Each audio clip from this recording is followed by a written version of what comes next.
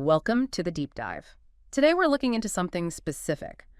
Why Russia's Victory Day, usually a historical commemoration, is causing some real anxiety now for Ukraine's European allies. Exactly.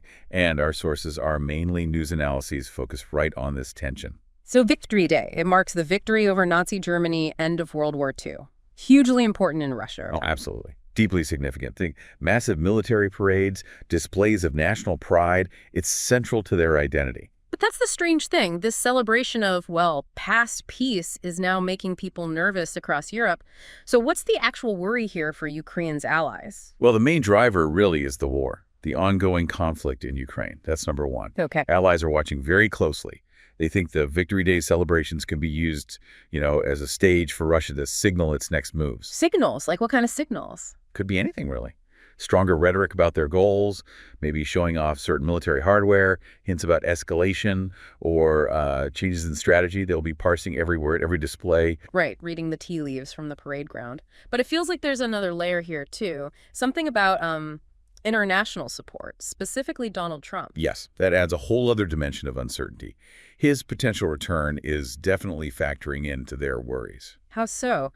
Are they concerned about specific things he's said or proposed? It's mainly the lack of clarity. His past comments, these ideas about a peace deal he's floated, they've left European allies wondering about the future level of U.S. commitment to Ukraine. So it's the what-if scenario. What if U.S. policy shifts and, maybe doesn't fully back Kiev in the way they hope? Precisely. That's a major concern.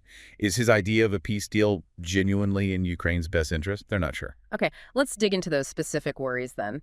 What are the key things keeping European leaders, let's say, on edge as Victory Day gets closer? Well, a few big things stand out. First, just the raw fear of the conflict escalating even further. Escalating how?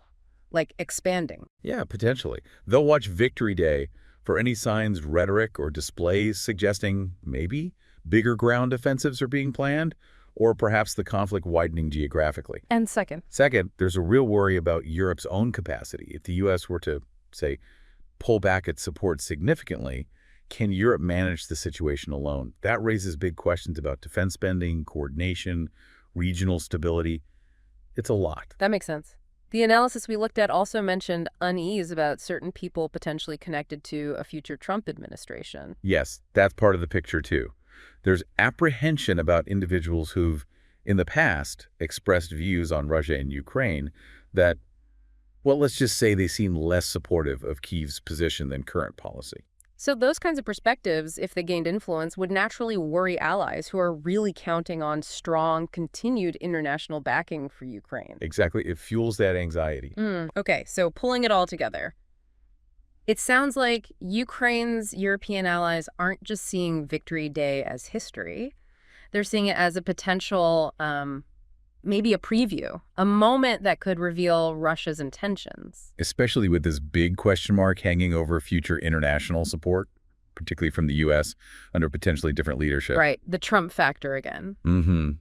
So while everyone, of course, hopes for peace, these allies are also, preparing. They're bracing for different outcomes, understanding that the messages from Moscow on Victory Day could be pretty significant. This has been really helpful, kind of peeling back the layers on why this historical event feels so charged right now. It really highlights how history and present-day geopolitics can get tangled up, doesn't it? It absolutely does. Thanks for joining me on this deep dive. And for you, the listener, here's something to think about. How do these big national commemorations, these moments of looking back, actually shape or